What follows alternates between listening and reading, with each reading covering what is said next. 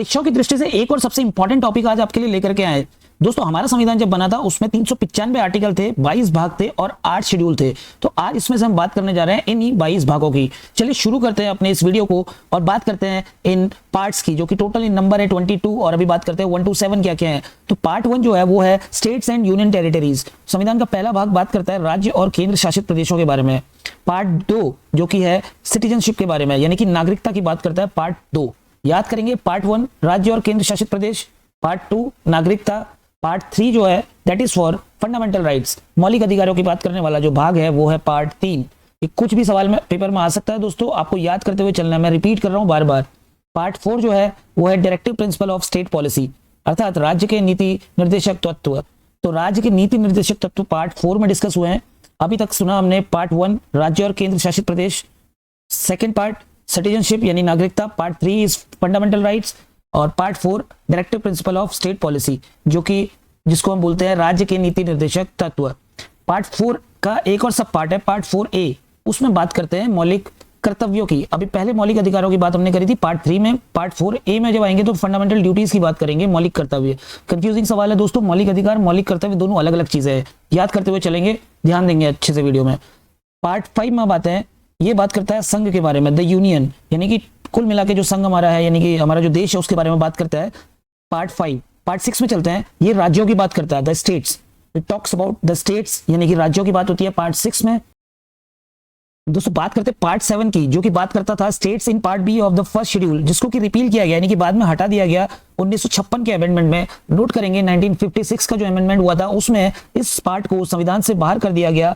ये बात करता था राज्यों के बारे में और राज्यों को बांटता था कैटेगरीज में, 3 कैटेगरीज में, A, B, C, जो अभी कैंसिल हो चुका है दोस्तों। आगे बढ़ेंगे वीडियो में, बात करते हैं पार्ट 8 की, इसमें बात होती है यूनियन टेरिटरीज की, यानी कि केंद्र शासित प्रदेश। पार्ट 9 पे चलते हैं जिसमें बात होती है पंचायत की। अब पार्ट 9 का ही 9A एक सब पार्ट है जिसमें पंचायत के बाद म्यूनिसिपैलिटीज की बात होती है, यानी कि नगर पालिका। ये दोनों एक जैसी चीजें ही होती है दोस्तों, गाँव में पंचायत होती है, शहरों में नगर पालिका होती है। तो 9 बात करता है पंचायत के बारे में, 9A करता है म्यूनिसिपैलिटीज के बारे में, यानी नगर पालिका के बारे में। 9B जो है वो बात करता है कोऑपरेटिव सोसाइटीज के बारे में। पार्ट 10 में चलेंगे संविधान के, ये बात करता है शेड्यूल्ड एंड ट्राइबल एरियाज की, यानी कि अनुसूचित और जनजातीय क्षेत्रों के बारे में। पार्ट 11 में चलेंगे, ये बात करता है relation between the union and the states, तो संघ और राज्यों के बीच में क्या संबंध होना चाहिए उसके बारे में बात करता है। पार्ट 11 कॉन्स्टिट्यूशन का, रिपीट कर देता हूं दोस्तों एक बार फिर से। पार्ट 8 है यूनियन टेरिटरीज के बारे में, पार्ट 9 है पंचायत के बारे में, पार्ट 9A है म्यूनिसिपैलिटीज के बारे में, पार्ट 9B है कोऑपरेटिव सोसाइटीज के बारे में, यानी कि 9वां जो पार्ट है उसके 3 टोटल मिला के पार्ट हो जाएंगे, 9A 9B। और अब चलेंगे पार्ट 10 में, तो पार्ट 10 जो है शेड्यूल्ड एंड ट्राइबल एरियाज के बारे में बात करता है। पार्ट 11 करता है relation between the union and the states. Part 12 में चलता है, ये बात करता है finance, property, contracts and suits की। तो फाइनेंस तो आप समझते होंगे वित्त से रिलेटेड है, प्रॉपर्टी भी क्लियरली अंडरस्टूड है, संपत्ति से रिलेटेड है, कॉन्ट्रैक्ट्स जो कि अनुबंध होते हैं उससे रिलेटेड है, और सूट्स वो होते हैं दोस्तों, जैसे कोर्ट में अगर आप केस कुछ दायर करते हैं तो उसको सूट टर्म यूज किया जाता है। इसको वो वाला सूट मत लेना जो शादियों में पहनते हैं, उस तरीके का सूट नहीं है, बल्कि कोर्ट में जो याचिका जाती है उसको भी सूट बोला जाता है दोस्तों। पार्ट 13 में चलेंगे, trade and commerce with in India, ये बात करता है कि भारत के भीतर जो व्यापार और वाणिज्य की बात होनी है वो पार्ट 13 में होनी है कॉन्स्टिट्यूशन के। वीडियो आपको पसंद आ रहा हो दोस्तों, चैनल को लाइक सब्सक्राइब करते चलिए।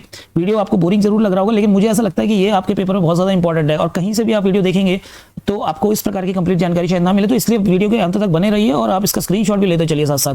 पार्ट 14 की बात करेंगे, services under the union and states, संघ और राज्यों के अधीन जो सेवाएं हैं उसके बारे में बात करते हैं। संघ और राज्यों के अधीन जो सेवाएं, इंपॉर्टेंट बात है ये, उसके बारे में बात करता है पार्ट 14।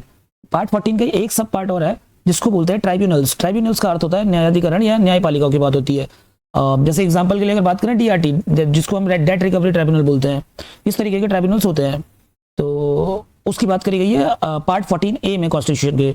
पार्ट 15 में चलते हैं जो कि चुनाव के बारे में बात करता है। इंपॉर्टेंट एक पॉइंट है दोस्तों, याद करके चलेंगे।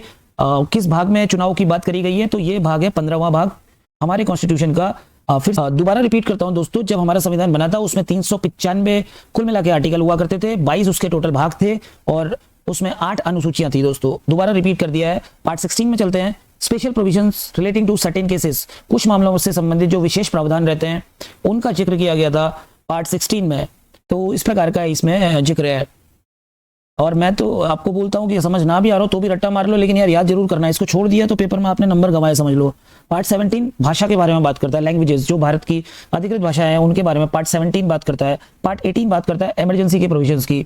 तो आपातकालीन प्रावधान है। आप कमेंट बॉक्स में बताइए कि आपातकाल के लिए कौन कौन से आर्टिकल्स हमारे संविधान में दिए गए हैं, लेकिन इसके जो बात करता है वो करता है part 18 of our constitution. Part 19 miscellaneous बात करता है, तो बहुत ज्यादा इंपॉर्टेंट नहीं है लेकिन याद करेंगे।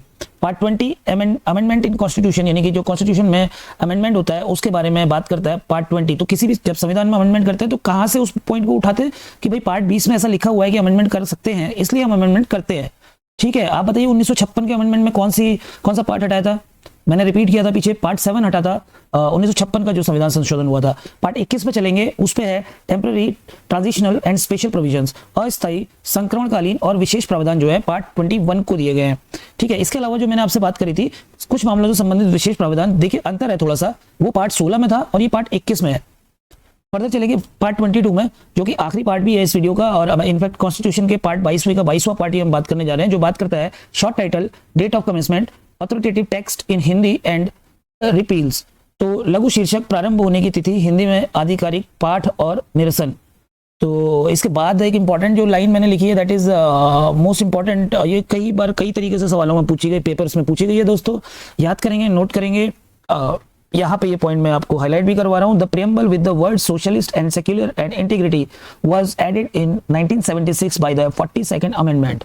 अब इसमें सवाल कई तरीके से आ सकता है कि भाई सोशलिस्ट सेक्युलर के साथ तीसरा कौन सा वर्ड जोड़ा गया, तो इंटीग्रिटी आंसर होगा। इसको और तरीके से आप इसके परम्यूटेशन कॉम्बिनेशन बना लीजिए।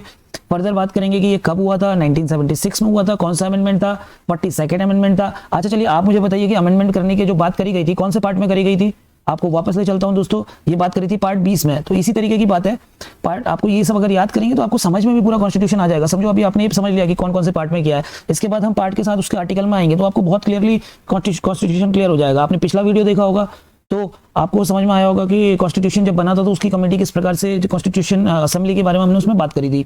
तो इस तरीके से ये पूरा आपका कवर होता रहेगा। चलिए वीडियो को लाइक कीजिए और सब्सक्राइब कीजिए और बने रहिए हमारे चैनल डिकोड टुगेदर के साथ। Thank you.